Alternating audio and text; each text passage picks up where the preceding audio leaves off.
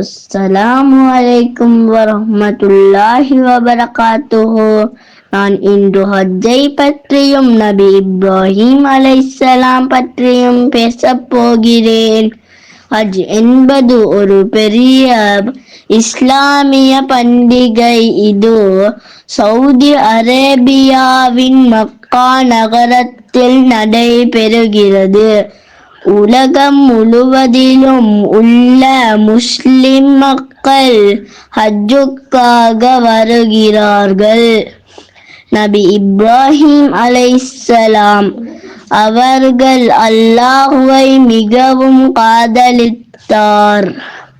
அவரும் அவருடைய மகன் இஸ்மாயில் அலைஹிஸ்ஸலாம் அவர்கள் கௌபா வீட்டை கட்டினார்கள்.